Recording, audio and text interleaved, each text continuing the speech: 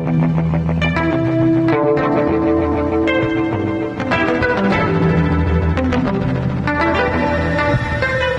приветствую аудиторию Якутского Саха-информационного агентства и приветствую нашего гостя в студии. Это Виктор Федоров, народный депутат Республики Саха-Якутия. Добрый день, Виктор Николаевич. Добрый день. И приветствую также моих коллег, журналистов. Это главный редактор информационного агентства «Саха-Лайв» София Булчукей, заместитель главного редактора республиканской газеты «Якутский вечерний» Виталий Обедин и редактор Якутского Саха-информационного агентства Галина Мазалевская. Виктор Николаевич, с 1 августа в Якутии у нас вступают в силу новые принятые парламентом поправки к закону об установлении дополнительных ограничений времени, условий и мест розничной продажи алкогольной продукции. Там запрещается продажа алкоголя в многоквартирных домах и розничная продажа алкогольной продукции с 20:00 до 14 часов в предприятиях общественного питания, за исключением ресторанов. Вот на ваш взгляд, эти меры, они помогут уменьшить число потребления спиртного и как будут восприняты предпринимателями? Ну, у нас общая тенденция потребления алкогольной продукции в Республике Саха-Якутия за лет 5 стабилизировалась на уровне 8,5-8,6 литров чистого алкоголя на душу населения. При этом по прошлому году, по сравнению с прошлым годом, ну, в частности, в Республике Саха-Якутия, уменьшилось потребление крепких алкогольных напитков и вина, это процентов на 20, и на 24% увеличилось потребление пива. То есть потребление алкогольной продукции находится на каком-то стабильном уровне, но структура его потребления изменяется. Ну, в государственной программе ставилась такая задача, в принципе, снижение потребления крепкой алкогольной продукции. Эта часть реализуется, но переломить ситуацию не удается вообще, чтобы пошло снижение потребления алкогольной продукции. Это раз. Что касается предпринимателей, реализующих алкогольную продукцию, ну, они будут недовольны. Это мы понимаем. А вот на ваш взгляд, можно найти какую-нибудь золотую середину, чтобы и овцы целые, да? Да, и чтобы предприниматели вроде были бы довольны, но и как бы мы вот эту политику грамотно проводили? Ну, предприниматели, реализующие алкогольную продукцию, явно находятся в проигрышном положении. Почему? Потому что государственная политика, которая изложена в концепции Российской Федерации по борьбе с пьянством и алкоголизмом, утвержденной правительством Российской Федерации в 2009 году, говорит о том, что мы будем ужесточать меры по ограничению мест и времени реализации алкогольной продукции. Но мы идем впереди, как регион, идем впереди России всей, да, в этом плане, да. В ограничениях. Ну, я не знаю, впереди России всей. Вот эти поправки, которые сейчас прошли, они в 2013 году были реализованы в Краснодарском крае, в Чувашской республике.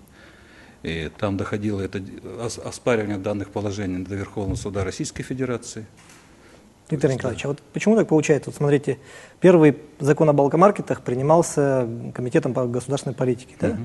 Второй по экономической политике. А вот Комитет по здравоохранению, например, или Комитет по сельскому хозяйству, который у нас курирует алкоголь, вот они как бы не в стороне, хотя это как бы казалось бы их дело. Или это у нас вопрос вот чисто политический в первую очередь? Нет. Во-первых, когда рассматривал комитет Еремеева, это в 2013 году, да, он был делегирован решением спикера Государственного собрания Лтумен этому комитету. Хотя по полномочиям, после этого вышло распоряжение, где мы расписали функционал каждого комитета, и данная сфера торговли, относится к нашему комитету. Поэтому попал в наш комитет в итоге-то. И еще один момент. Вот когда закон только принимался, у вас был ряд поправок к нему, который смягчал действия для предпринимателей. Ну, потому что когда писался, собственно, закон об алкомаркетах, то за пример брался магазин Поярков, вот за образец. Я это на рабочих группах неоднократно слушал. И вот тот же Поярков теперь уже не попадает, да, не может торговать, то есть он попадает под запрет. И вот вы там пытались провести поправки, которые должны были смягчить действия для отдельных. Я 3 поправки давал. Да, и потом их отозвали. С чем это связано? Нет, не все отозвал. Первая поправка касалась все-таки введения в действие данного закона не с 1 августа, а с 1 ноября. Было мое предложение. Это предложение было принятие данного закона было обсуждено на фракции «Единой России», где было принято решение о консолидированном голосовании по данному вопросу, так как он относится к достаточно важным вопросам для жизни республики. Мое предложение по переносу сроков до 1 ноября не было поддержано членами фракции, поэтому было принято решение консолидированно голосовать за то, чтобы его принять с 1 августа. А почему не поддержали? Ну, разные были выступления, разные мнения. И были мнения такие, что тянуть-то. Давайте уж не кусочками отрезать, а сразу отрубим хвост коту. Вторая поправка касалась, моя поправка, о том, что... Вначале поправка, помните, была по общественному питанию, в потребительской таре, не потребительской таре. Предложение мое все-таки ограничить реализацию всех предприятий общепита, кроме ресторанов, реализацию алкогольной продукции с 20 вечера до 14 часов дня. Эта поправка прошла. Третья поправка моя была о том, что оставить в многоквартирных домах, где это предусмотрено проектом. То есть, если магазин Поярков предусмотрен был проектом, это не переделанная двухкомнатная квартира, в которой начали реализовывать алкогольную продукцию, то можно было реализовывать. Но данную поправку я отозвал сам, потому что при обсуждении с коллегами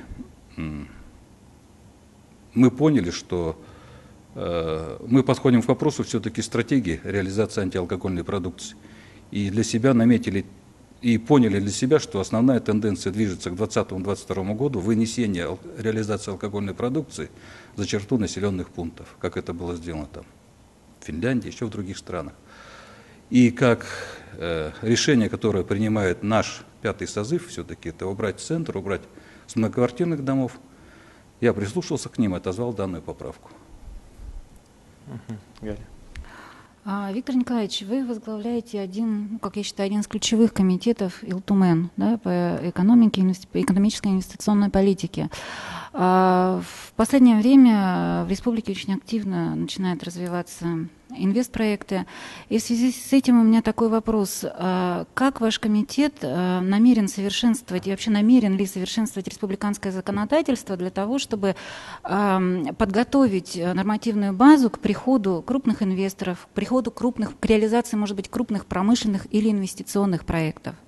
Вот сейчас обсуждается закон о торах, да, федеральный. Что сделано вашим комитетом для того, чтобы этот закон был максимально безболезненно реализован на территории Республики Саха-Якутия с учетом региональных особенностей? Спасибо. Ну, наш комитет не только должен заниматься, уже занимается вопросами создания благоприятного инвестиционного климата для привлечения инвестиций в Республику Саха-Якутия. Принято несколько основополагающих законов, я считаю, которые мы приняли для того, чтобы обеспечить комфортное вхождение инвесторов в работу с республиканскими, с другими силами в Республике Саха-Якутия. Это принятие, во-первых, принятие закона о государственно-частном партнерстве. Он принят нашим комитетом, прошел через наш комитет, принят. А инициатива чья была, перебью? Администрации. Правительства. Администрации главы. Да, администрации главы. Принят этот закон, принят закон о торговле, приняты, вот сейчас наизусть я вам не скажу, нужно посмотреть отчет, достаточно большая база создана для того, чтобы создать такой благоприятный инвестиционный климат. Что касается ТОСЭР, этот федеральный закон недавно принят, мы его активно обсуждали, помните, в прошлом году, в апреле месяце, Совет Федерации проводил здесь обсуждение, рассматривался закон о ТОСЭРах, тогда он назывался закон о торах, рассматривался тот проект закона о развитии Дальнего Востока и Байкальского региона, который продвигала группа сенаторов во главе с сенатором Штыровым. Да? Мы дали свои предложения, но вот мы там на самом деле, я это мне не высказывал, распылились, мы дали порядка 45 предложений, 40 поправок к этому закону, 6 из которых приняты, остальные отклонены. А на самом деле нужно было сделать всего 1-2 поправки, которые бы приняли. Ну, вы знаете, да, основная поправка все-таки в том, чтобы как республики какое-то право голоса при определении размещения ТОСЭРов и заключения какого-то соглашения с этим органом возможно было. Не прошла данная поправка. А вот скажите, пожалуйста, есть ли смысл, может быть, вносить поправки в федеральное законодательство, или, может быть, стоит задуматься о принятии республиканских законов, которые, с одной стороны, не шли бы вразрез с уже принятым федеральным законом, с другой стороны, позволили бы республике диктовать, ну, может, в какой-то степени свои условия тем инвесторам, которые приходят? Вы знаете, что такое закон о ТОСЭРах? Это создается территория, где не действуют республиканские законы и не действуют органы местного самоуправления. Как мы туда можем проникнуть? На территории да, но о размещении, например, этой территории, о выделении земель под эту территорию. Решением правительства Российской Федерации производится. То есть мы про то и говорим. Мы давали поправку, чтобы как-то учтено было мнение республиканских властей по размещению, по целям, по задачам этих ТОСЭРов. Этого в законе нет на сегодняшний день. А, допустим, можно ли, допустим, законодательно обозначить, придать статус каким-то землям, ну, допустим, может быть, какую-то зону экологической безопасности вокруг населенных пунктов создать за пределами, вернее, в пределах которой не могут создаваться там промышленные кластеры? У нас есть такие зоны. Такой вариант возможен? Есть такие зоны, это называется особо охраняемые природные территории. На их территории запрещено создание вот таких ТОСРов, и у нас, по-моему, порядка 30% земель Республики Саха-Якутия относятся вот к таким зонам. Ну вот последняя история с ТОСР Заречья, да, то есть, насколько я понимаю, один из аргументов, которые приводили жители Нижнего Бестяха, да, села Павловск, то, что рядом с ними, очень близко от их села, будет строиться газохимический завод. Вот, возможно, что если бы такая зона была определена сразу, вообще такая бы вероятность не возникла. То есть изначально бы не предполагалось строительство на таком близком расстоянии. Земли все федеральные. К республиканским и местным властям принадлежат земли. Ну, долину Туймада возьмем, да? Это земля смешанная. Тут есть и республиканские земли, и земли муниципального округа город Якутск. А все, что на горе, все, лес и реки, это все принадлежит федеральным органам. И те земли, вот, я четко знаю, в районе железнодорожного вокзала, в районе Павловска, относятся к землям лесного фонда, и распоряжение этими землями отнесено к полномочиям Российской Федерации. Выделение земель и перевод этих земель производится решением правительства Российской Федерации. То есть... Почему представитель индийских инвесторов, Ростех, почему он говорит, что они дали только бизнес-предложение, а земельные участки им предложило уже наше правительство республики, если этими землями распределяются федералы? Нет, предложило как... Оно же не выделило, оно предложило рассмотреть. Выбрали, тем не менее, есть федеральные земли, вы здесь можете расположиться. Вот так звучало. Они не имеют права распоряжаться землями лесного фонда, а предложить могут. Виктор Николаевич, вас не душит удавка «Единая Россия»? Не сильно. Вот вы сейчас говорили, что на фракции профильный комитет, который занимается вот этими проблемами, ну, этот алкогольный или антиалкогольный закон, да, профильный комитет, который на этом специализируется, вносит свои предложения, остается в меньшинстве, правка не проходит, например, да? Да. Закон касается так или иначе большинства взрослого населения нашей республики. И другие вопросы, например, вас удавка не сильно душит. А вот недавно были выборы руководителя фракции. Вы голосовали за Алексея Ильича Еремеева? За Алексея Ильича Еремеева. А были против какие-то? Ну, там расклад достаточно интересный, если я не ошибаюсь, там было 26-13. Ну, то есть порядка 40 вот человек голосовало, да. Тоже Кашуков такой где-то был расклад, да? А как бы насколько часто бывает какой-то спор внутри фракции, какие-то альтернативные мнения? Дело в том, что удавка не душит, но меня не удовлетворяет тот стиль работы, который был до сегодняшнего дня у фракции «Единая Россия». То есть, ну, как обычно, авторитарное. Мы решили так, давайте голосуйте. До того, чтобы мы принимали решение на фракции, необходимо проводить, конечно, обсуждение этих вопросов и прорабатывать их с участием членов фракции и членов профильных комитетов. Зачастую, ну, как, на фракцию перед пленарным заседанием собрались, 5 минут обсудили. 5 минут? Да, ну, конечно. Ну, то есть буквально накануне, ну, с утра. Да. Нету системной работы у партии. Ну, на самом деле, болезнь партии «Единая Россия» в том, что она не от земли питается, а от верха. То есть перевернутое дерево. А его нужно поставить в нормальное положение. Когда называют кнопкодавами, это вас лично задевает? Да как-то не знаю. Ну, нажимаю на кнопки, есть такой грех. Скажите, пожалуйста, а вот нашим коллегам из Арт.икру вы в начале лета или в конце весны сказали, что не исключаете, что вы пойдете по одномандатному округу в Госдуму, да? С тех пор какая-то ясность появилась в этом вопросе? Какие-то новости? Никакой ясности не появилось в этом вопросе. Желание осталось, но такое нечетко сформированное. Вы понимаете, политика – искусство возможного. А при возможности вхождения выборов по депутатам по одномандатному округу там должно сложиться как минимум 3 различных фактора. Ну вот, ждем. Говоря об искусстве возможного, если бы вопрос стоял принципиально, да, принято консолидированное решение фракции, там, тот или иной вопрос не выносить на сессию или снять с повестки дня, там, вы допускаете возможность пойти, например, против консолидированного решения? Легко. Вот в отношении алкоголя, видимо, не принципиально для вас было, поэтому вы как бы сняли. А вот другая бы ситуация. Легко, говорю. И чем это может грозить в рамках партийной дисциплины? Исключение из фракции и далее исключение из партии. А мандат придется сдать? Я одномандатник, я не избран по партийным спискам, поэтому мандатом тяжеловато будет. Скажите, пожалуйста, вот такая немножко критическая позиция к «Единой России». Насколько она связана с тем, что вы сами претендовали на место руководителя фракции в парламенте, и вот после того, как вы занял Алексей Еремеев, между вами установилось такое некое политическое соперничество? Насколько это правда? Хорошо, попробуем с самого начала. Я член партии «Единая Россия», начиная с партии «Единство». Помните, была такая партия? Я даже там возглавлял фонд поддержки партии «Единая Россия», возглавлял фонд в Москве Андрей Воробьев, я с ним хорошо знаком, теперь губернатор Подмосковья, да? Потом эти партии соединились, три, там «Отечество», «Единство», «Вся Россия», что ли, еще что-то. Да. И создали партию «Единая Россия». Учредительный съезд, который проходил в городе Якутске, в создании якутского отделения, я принимал участие. Я до сих пор являюсь учредителем фонда поддержки партии «Единая Россия» в республике Саха-Якутия. Там 3 человека учредителя, я, Михальчук, и еще кто-то. То есть член партии достаточно давно, и, видимо, это не случайно, да? И еще когда в 2003 или 2004 году были выборы в Госдуму, и мой товарищ Александр Егорович Амосов выбирался по спискам СПС, да, Союз правых сил, даже его название забыли уже, да, СПС. И он предлагал мне перейти в его партию, надо хлопнуть дверью «Единой России». Интересные были, между прочим, очень выборы. Да, хорошие. Да, СПС дал лучший результат по России. Лучший результат по России дал.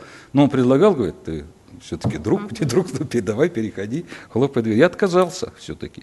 У меня есть надежда на то, что партия «Единая Россия» может трансформироваться в нормальный вид и принять достаточно правильную демократическую форму для партийной структуры. Что касается выборов председателя фракции «Единая Россия», так я и не собирался руководить фракцией «Единая Россия» в Государственном собрании Илтумен. Честно скажу. Ну, не знаю почему. Виктор Николаевич, и отношения с Алексеем Ильичем. Ну, у нас разные с ним отношения бывают, но сейчас у нас хорошие, ровные отношения, дружеские, друг друга поддерживаем, понимаем, по-моему. Виктор Николаевич, вот в апреле как бы народные избранники все отчитались о своих доходах, да. И ну, как бы вы стали лидером этого списка, заработав 191 миллион. И вот некоторых якутян возмутила такая большая сумма. Вот вы как считаете, эти возмущения, они обоснованы или нет? Я ни одного не слышал якутян, чтобы сказал, ты такой сволочь, заработал много денег. Ваша супруга вошла в десятку самых обеспеченных жен России по итогам декларационной кампании 2014 года. Вы сами заняли по России 59-ю позицию, да? Очень далеко. Да, то есть, как бы, Якутия впервые, по-моему, даже прозвучала в таком списке. Мы говорим о легитимных, да, о тех, которые отчитались и так далее. Ну и вот вопрос славы. Это просто была добавка такая. Я вопроса не понял. Шпыняют за богатство. Нет, я не слышал от якутян, что шпыняли то, что нет, ты заработал. Есть же мнение, на форумах обсуждают, комментируют очень активно. По-моему, это все просто достаточно гладко и таких больших возмущений. Там можно вопрос немножко по-другому. Да, как бы считается, что если бизнесмен идет во власть, то он идет для того, чтобы лоббировать свои интересы. То есть выбивать там подряды, решать вопросы по выделению земельных участков, освобождать себя от налогового бремени, преференций, вы понимаете. Различные да, то есть как часто вам теперь вот с этим приходится, с тех пор, как озвучены ваши доходы, приходится сталкивать, вот что. Чтобы лоббировать свои интересы. Федоров в городских депутатов вот таким богатым стал. А зачем лоббировать? Чтобы стало 400? Ну да, 400 уже. А зачем? Лучше, чем потому что 190. А кто сказал? Это вообще странная позиция. Должно быть достаточно денег или недостаточно? Но вам сегодняшнего достаточно вашего дохода, Виктор Николаевич? Лоббирование интересов по земельным, подрядным работам у меня нету. Нас достаточно плотно опекают контролирующие органы, честно скажу. Приезжали, вы знаете, с Российской Федерации контролирующие органы. Все мои документы забрали, увезли. Тоже туда тоже проверяют. Не лоббирую. Можно вот к вопросу о лоббировании интересов? Вы достаточно так критически тоже высказались о проекте ТСР «Заречье». Да. И в связи с тем у меня такой вопрос. А не связана ли, опять же, эта критическая позиция с тем, что она затрагивает интересы вашего бизнес-партнера Александра Амосова, у которого тоже в районе Нижнего Бестяха строится транспортно-логистический центр. И вот на одном из совещаний, где как раз обсуждалась возможность строительства индустриального кластера, это, по-моему, было осенью прошлого года, он прямо заявил, что, в общем-то, против строительства там такого кластера, поскольку он во многом будет дублировать работу транспортно-логистического центра. То есть, другими словами, не ущемляет ли реализация проекта ТСР «Заречье» бизнес-интересы вашей и вашего партнера? Ну, по порядку, да. Значит, планируется ТСР «Заречье». Какие производства? Это производство карбамида, это производство метанола. СПГ. Сжиженного природного газа. Сжиженный природный газ и поросячий комплекс, да? Свинокомплекс. Ну, там, по-моему, пока вот то, что 4 определено, оно да. предполагается, да, еще. Как они связаны с транспортно-логистическим центром? Как я центром? понимаю, транспортно-логистический центр, это не обязательно, то есть контейнера, где будет храниться, то есть там предполагается тоже строительство каких-то производственных, территорий под производственные комплексы. Да ладно. Территория ТСР предполагает выделение 4000 гектар земли, правильно? Территория транспортно-логистического центра, дай бог памяти, 80 гектар. Ну какое здесь сопоставление? Но это цитата господина Амосова, который заявил, что идея с индустриальным кластером дублирует уже начатую предприятием деятельность. То есть, как индустриальный я понимаю, кластер. Ну, да, ну то есть это вот то, что сейчас называется. Вы понимаете, химзавод построить на транспортно-логистическом центре это невозможно. Ну, просто. Там, я так понимаю, не только химзавод. Свинокомплекс тогда? Вот на территории транспортно-логистического центра, там ведь, я еще раз повторяю, не только контейнера, наверное, да, и ну дороги. Да, могут то есть там, распределить возможно, тоже какие-то какое-то производство, но небольшое, но не то, которое планируется ТСР, это точно. Из тех предприятий, которые я назвал, там один вот карбамидный завод, по-моему, просил 200 или 400 гектар земли ему требуется. Они неспоставимы. То есть нет, то есть здесь нет конфликта интересов. То есть вы считаете, если я выступаю и высказываю свою точку зрения против строительства карбамидного и метанольного завода в Заречье, тем самым я лоббирую интересы Амосова. Я спрашиваю, не лоббируете ли вы самым интересы Амосова? Не лоббирую. Он просто не помещается на его территорию. Предыдущий вопрос, он как-то, давайте его какой-то четкий ответ добьемся. Да, вот вы в повседневной жизни, после того, как задекларировали такую солидную по меркам Якутии сумму, чувствуете ли вы какое-то негативное отношение к себе, ну, за исключением форумов? Негативное? Да. Родственники стали опасаться что-то общаться со мной как-то. Может быть, это, ну... Просить больше не стали, ну там всякие... Сначала был шок. Фонды всякие, общественные организации. А потом через 3 месяца пошли ходаки. Дайте, до 4 просьб об выделении кредита каждый день было. Ну, до недавно. Как-то вот проявился. Сначала долго думали люди, а потом пошли с просьбами. Ну, да, немного поменялось, но те люди, с которыми я постоянно общаюсь, они знают, чем я занимаюсь и что я себе представляю. Ну, ничего не поменялось. А на работе в Государственном собрании ЛТУМЭН наоборот говорят, молодец, хоть задекларировал, хоть что. Ага. И при этом, да, как-то, находясь в информационном поле, не часто мы слышим о каких-то благотворительных акциях вот, со стороны предприятий, которые вы возглавляете. Вы я сами тоже, вы или не проводите такие вещи, или вы об этом не рассказываете? Вы знаете, я избрался по одномандатному округу, это Поярковский округ. Вы знаете, вот тот же магазин Поярков, начиная с площади Орджоникидзе, заканчивая там, улицей Рыдзинского. Район достаточно большой, 17 тысяч избирателей, у меня ведется прием. Ну, вы понимаете, какое соотношение посетителей приходят, ну, больше половины приходят с просьбами различными. На лечение нужно. Часто просят выехать там на конкурс танцев ребенка увезти. Вот это у нас даже вот это больше. Но помогаем, чем можем. То есть решаете ряд вопросов по округу? Ну, по округу, конечно. Ну и вот принципиальная позиция. На танцы не выделяем, а тем, кому тяжело, надо помогать. Виктор Николаевич, вот можно уточнить, вот инициированная акция «Вызов в кузов» вы публично как бы сказали, что не будете в ней участвовать. Не буду в этом почему вы отказались публично? Это бред собачий, извините за выражение. Вот Виталий потом сказал, он тоже, у нас мысли совпадают в этом плане, как-то мы с ним пересеклись. Дело в том, что человек, должен выполнять свою работу, собирать кузовы, убирать улицы, вывозить мусор, откачивать воду, говорит: ребята, давайте вывезем кузов. Ты часть своей зарплаты отдай, я буду вывозить за тебя тогда. Во-вторых, это акция, чистый пиар. Вызов кузов это не самая большая проблема города Якутска. Ты лучше улицы подмети. Реши вопрос с мусоросортировочным заводом. Со свалкой. Давайте я вместо кузова подмету улицы. Мне кажется, очень хорошая акция. Там просто проблема в том, что она инициирована заместителем мэра, который курирует. Понимаете, получается, что тогда, если я заместитель мэра, я вообще по работе должен никаких не выполнять. могу общественных акций. Плюс, Почему нет? Нет, Почему нет? Пусть он возьмет ребенка из детского дома, его только уважать буду больше. А почему свою работу перекладывает на общественников? Вот в чем проблема-то. Нет, я все-таки не А с стала бы другой кузов с бюджет ребенком плюс сравнивать, общество. это несколько Нет, я, разные может быть, вещи. неправильный пример, Да, но говорю, не может быть, согласна. например, в библиотеке подарил книги. Подари книгу библиотеке. Вот такой бы он сказал. То есть такую акцию вы поддержали? Не в сфере своей деятельности, конечно, поддержал. А со своей стороны мы провели субботник у себя в строительном округе. Как обычно. Занимаемся строительством сквера.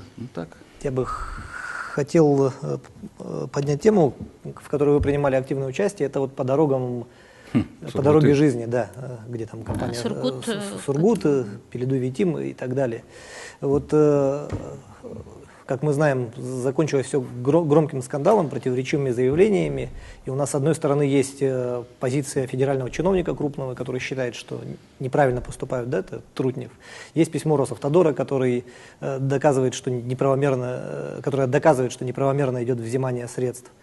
Есть позиция Сургутнефтегаза, которые ничего не хотят менять. Да, есть достаточно неопределенные, немножко там уступки какие-то пошли. В отличие от Транснефти. Да, и есть невнятная позиция республики, которая то обещает разобраться, то говорит, что все в рамках закона. Это можно ответить, да? Да.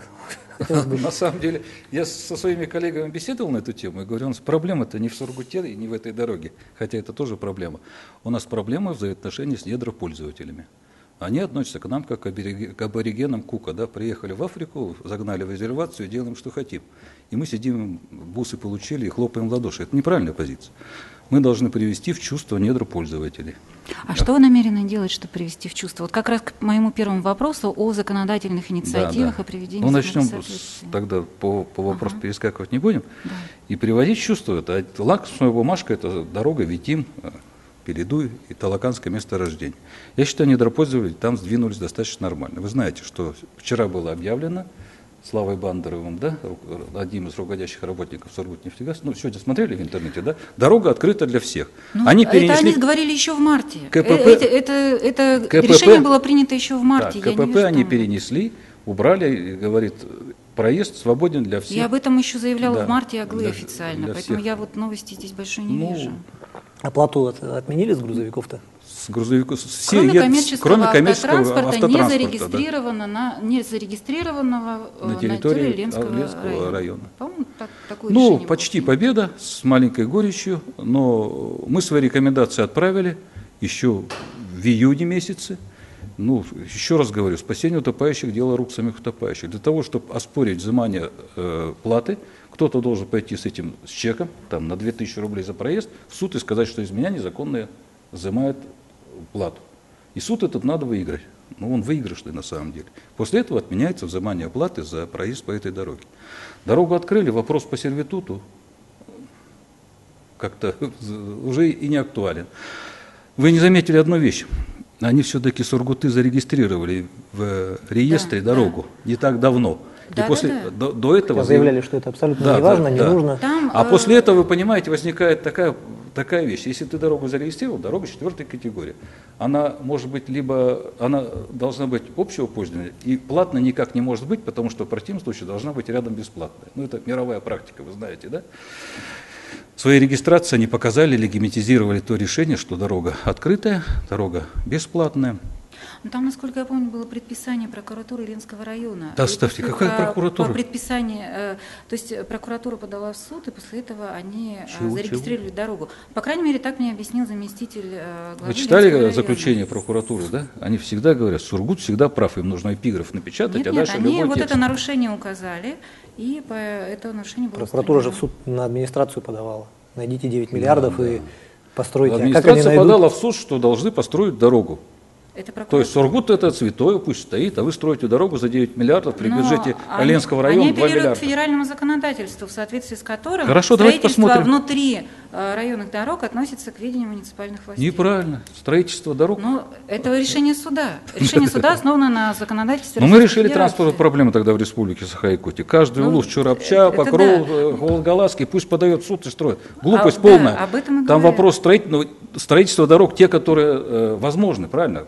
Верстается бюджет, проводятся проектные работы, решаем, что мы в этом году строим 10 километров дорог, здесь-то в бюджете заложили деньги, сделали проект и строим.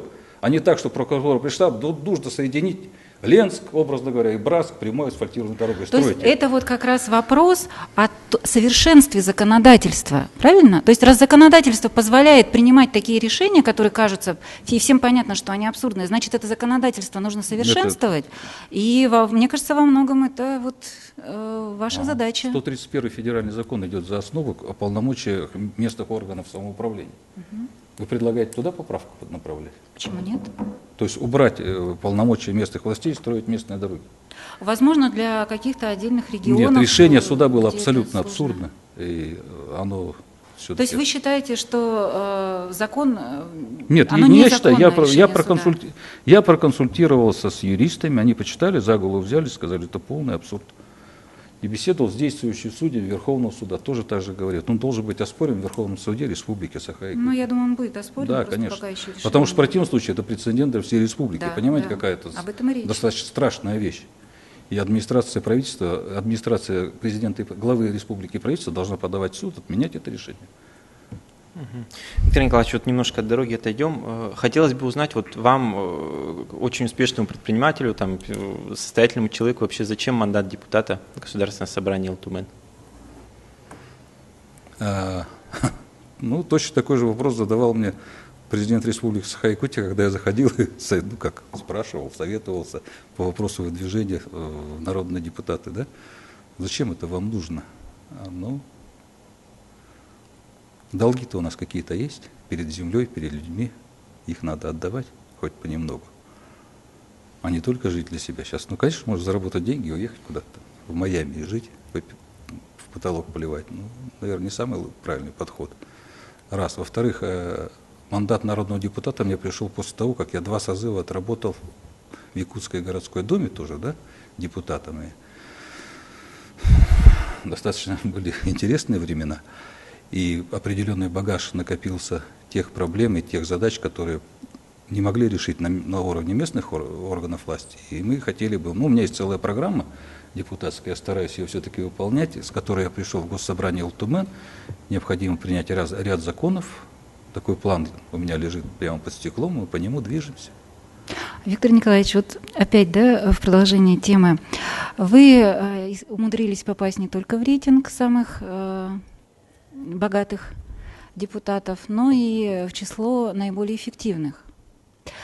Но вот там насколько, рейтинг... Да, но насколько я вот да? ознакомилась, с принятыми за последние 2 года законами, на вашем счету всего 4 законодательные инициативы. Это, в общем-то, не сказать, что сильно много.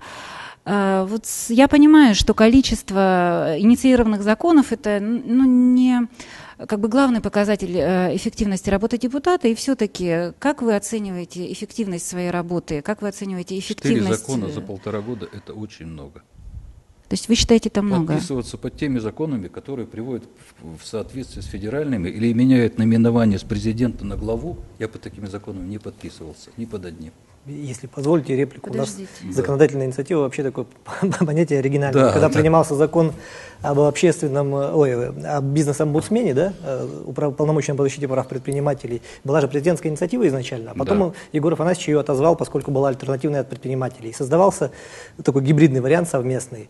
А вот кто должен был стать его автором? Ну, там был депутат Владимир Федоров, который бегал, но ему одному все лавры же не отдадут. Буквально с рабочей группы прямо вышли в коридор, там шел по нему Ким Ким Эн, ему сказали: третьим будешь, в смысле, подпишешься под законодательную инициативу. Ну, так и происходит, так и подписался. Вот. И он считается автором законодательной инициативы. То есть, кстати, в рейтинг бы попал. Вот здесь из тех, которые что-то существенно меняют, мне кажется, это вот такая групповая инициатива законодательная о внесении дополнений в Кодекс Республики Саха-Якутия об административных правонарушениях, где определяются штрафы за невыполнение там депутатских запросов и так далее. Да.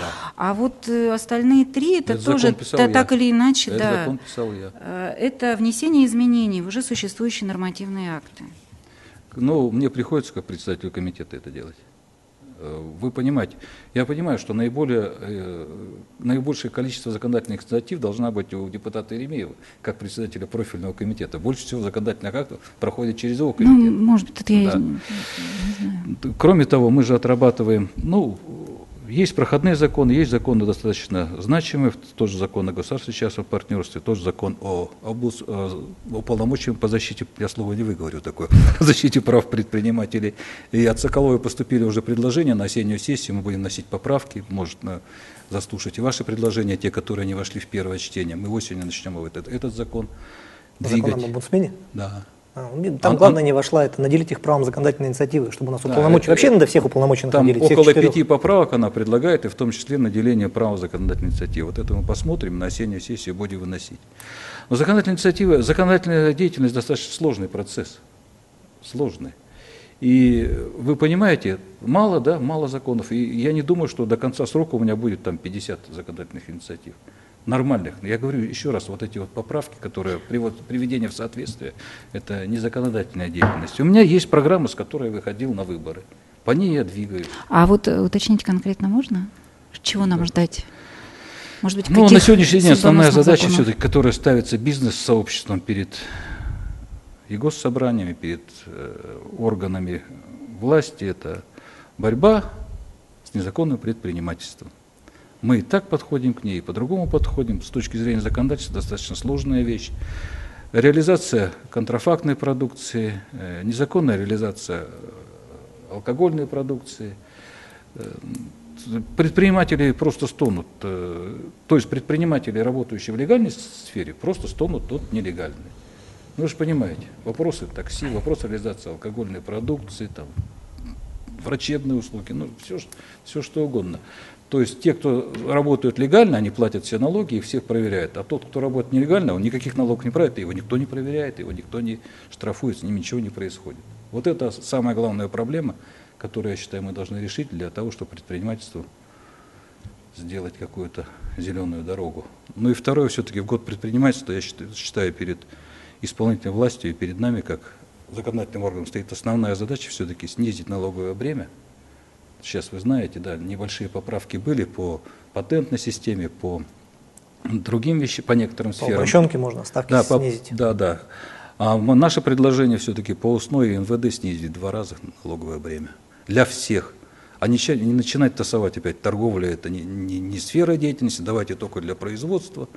Хотя, еще раз повторю мысль, самый сложный бизнес и самый главный бизнес – это торговля. Это кровеносная система бизнеса. Рубль зарабатывает тот, кто придумал, 10 зарабатывает тот, кто сделал, 100 рублей зарабатывает тот, кто продал.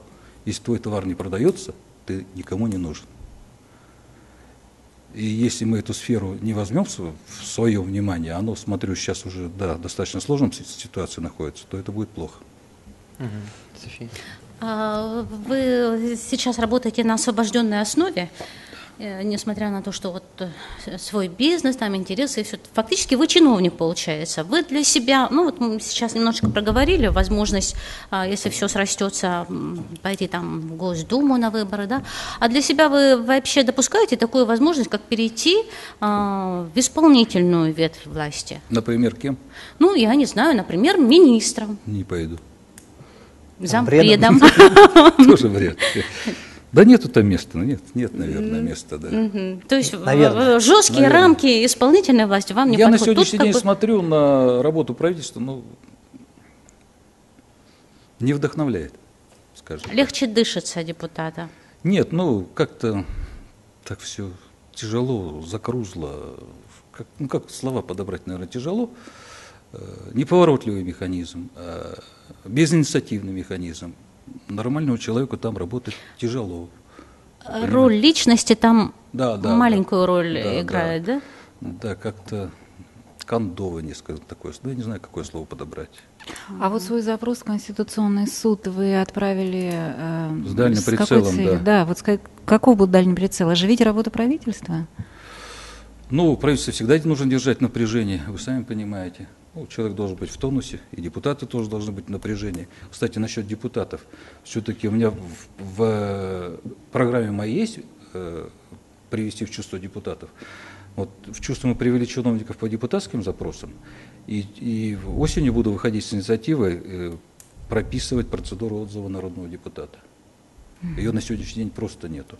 Что касается правительства, да, с дальним прицелом. Если мы утверждаем кого-то, то мы не только согласовываем какую-то кандидатуру министра или зампреда, мы, наверное, имеем право его и отзывать, рекомендовать, рассмотреть вопрос об отзыве, какую-то процедуру прописать с правом вето, второго повторное, преодоление вето.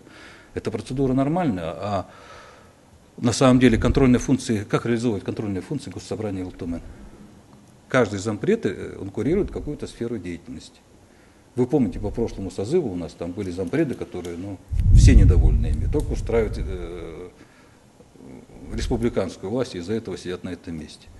Конечно, будем смотреть по этим вещам. Но вы же понимаете, что в случае, если, допустим, такая инициатива будет принята, то будет как-то перераспределяться все равно полномочия, чтобы соблюсти баланс власти. На сегодняшний день баланса властей нет, больше власти находится у исполнительной. Этот баланс надо восстанавливать. Но это ваше мнение. Почему? Вы говорите о балансе властей. То есть мы считаем, что у представительного органа и исполнительного органа должен быть примерный паритет полномочий. Вот существующая конституция, она де юре этот баланс сохраняет. По крайней мере, нет, она не такое можно сделать из заключения Конституционного суда, которое было дано по вашему... Конституционный суд написал же, рекомендуем вам внести поправку, можете внести в Конституцию Республики Саха-Якутия. Но это повлечет за собой изменение каких-то полномочий, да, чтобы этот баланс сохранился. На самом деле, я считаю, баланса нет сегодня. Понятно. И это касается не только полномочий по назначению и отзыву каких-то руководителей органов исполнительной власти, и по ряду других. А в чем, по вашему мнению, полномочия исполнительной власти превышены? В каких вопросах? То есть только в вопросах назначения? Маленький пример. Мы провели депутатское расследование по завозу грузов на реку Индигирка. Да? Выработали рекомендации. Кто-то к ним прислушался?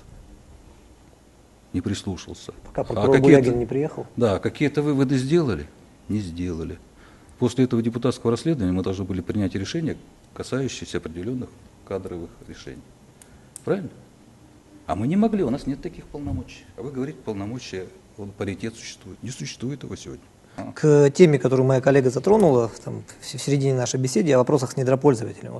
Какие нужны законодательные ограничения, чтобы эти отношения урегулировать. У нас пылится с 2008 года, пылится с 2010 года, а тема висит в воздухе с 2008 года, закон о социальной ответственности бизнеса, который изначально предполагался именно... Не дай бог. То есть вы считаете, что он не нужен? Нет, конечно. Во-первых, начнем с недропользователей. К недропользователям мы никакого отношения не имеем. Роснедрофедералы проводят торги, приходит компания, покупает месторождения, олово, золото, бриллиантов, пригоняет туда драгу и начинает перемалывать нашу землю, да?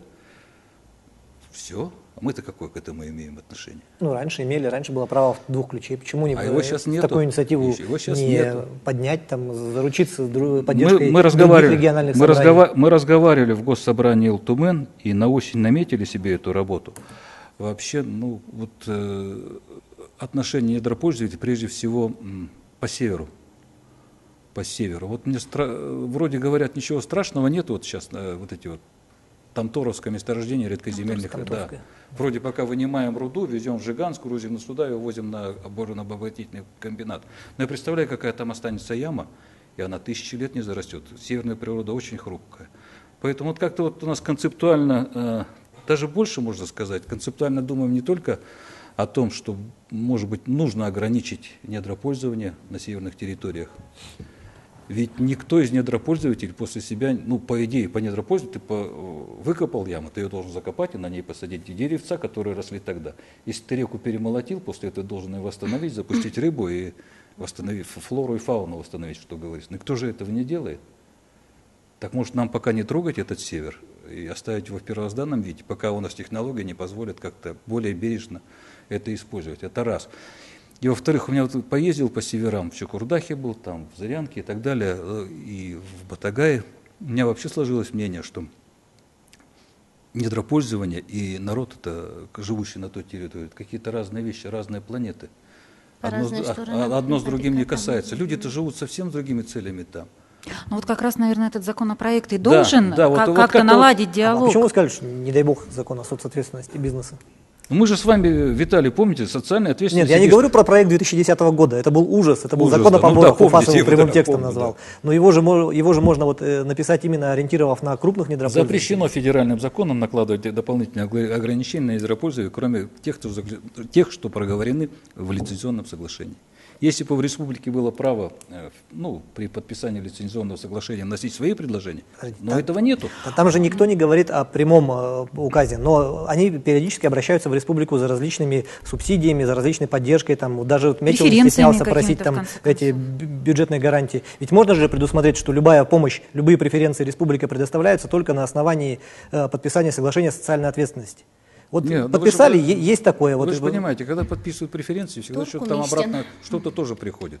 Ну смотрите, вот опять же, да. А тут вперед будут гарантировать. Выражение «вода камень точит». Якутия ведь не единственный регион, в который там работают крупные недропользователи. И, может быть, как-то сообщая такой закон, можно и изменение федерального законодательства пролоббировать? Изменение федерального... Ну, по крайней мере, стоит пытаться, я думаю. Вот я съездил за время своего депутатства 2 раза в Государственную Думу. Поговорил достаточно плотно со специалистами. Он говорит, да вы к нам не ездите, мы ничего не решаем. Все решает правительство. Сегодняшнее состояние Государственной Думы Российской Федерации, когда они избраны по партийным спискам и превалирующая роль нашей любимой партии «Единая Россия», там ничего не решается. Поэтому поправки в федеральный закон проходят только тогда, когда пройдут одобрение правительства. Одобрение правительства при сегодняшней ситуации по недропользованию не будет. Вот все ответы. Ну да. Это у нас в пользу крупных недропользователей составлено такое законодательное. И у меня еще один вопрос, опять же, в продолжение темы, которую коллега затронула, вот про эффективность депутатов, про количество законодательных инициатив. А вот как вы относитесь к тому, что у нас где-то примерно 3/4 всех законопроектов, которые проходят парламент, они написаны именно исполнительной властью? То есть у нас сама власть пишет, вы принимаете, и она сама их потом исполняет. Вот тут же алкогольный закон. Перекоса-то нет чудовищного? Может, эту практику пора изживать? Ну, в Госдуме примерно еще хуже ситуация, распространенная почти под 100.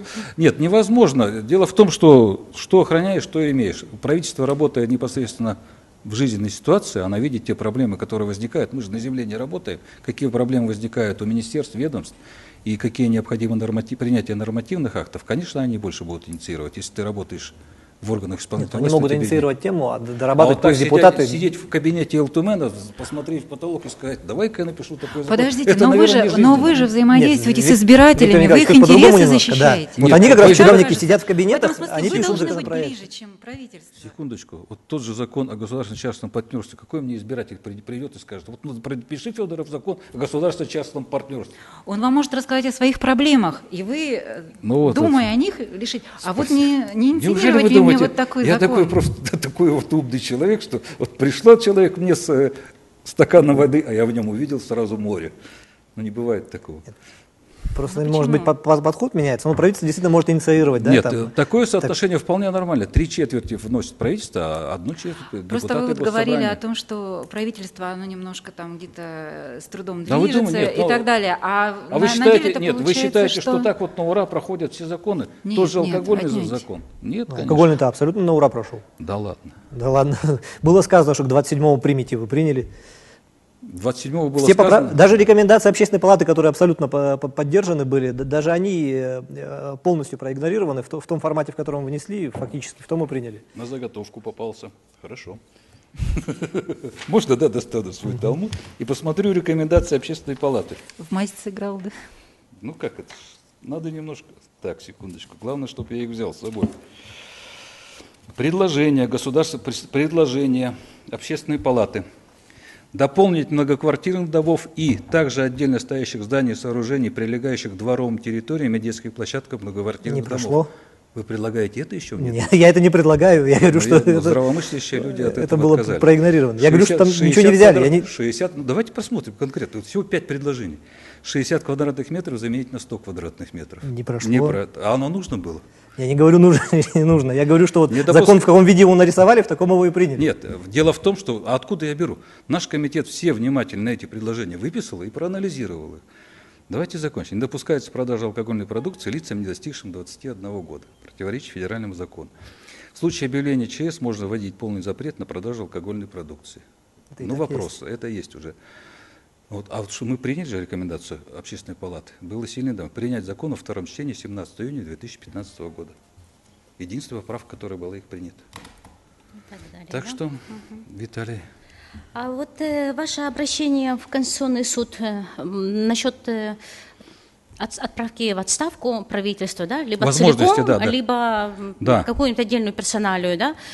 Хорошо, они дали ответ, что это только возможно целиком, да. А вообще, когда вы туда обращались, вы имели в виду кого-то персонально или это просто ради какого-то интереса просто общего? Нет, это ради того, чтобы получить на вооружение определенный механизм работы Госсобрания. Я вам приводил пример с Индигиркой, когда мы ничего не смогли. Вот в этот вопрос именно мы уперлись. Может, нужно было ставить вопрос об отставке всего правительства, но вроде этот случай не дотягивал до этого. А должен более легкий. Ну, правительству на самом деле нужно соглашаться с этим вариантом. Ну, или одним, или всем нужно пожертвовать. Это разные вещи. Виктор Николаевич, вот несколько личных вопросов. Жена на 5-м месте среди богатейших женщин России. Не настолько. Какое человеческое качество вы цените больше всего? В ком? Вообще. В людях? Да. Честность. А какое считаете самым отрицательным? Вранье. А вот если бы у вас возможность была изменить любой совершенный поступок или решение, то что бы вы изменили? Ничего не менял бы. И вспомните самый счастливый момент в своей жизни. Надеюсь, он впереди. Это был Виктор Федоров. Спасибо, Виктор Николаевич. Спасибо.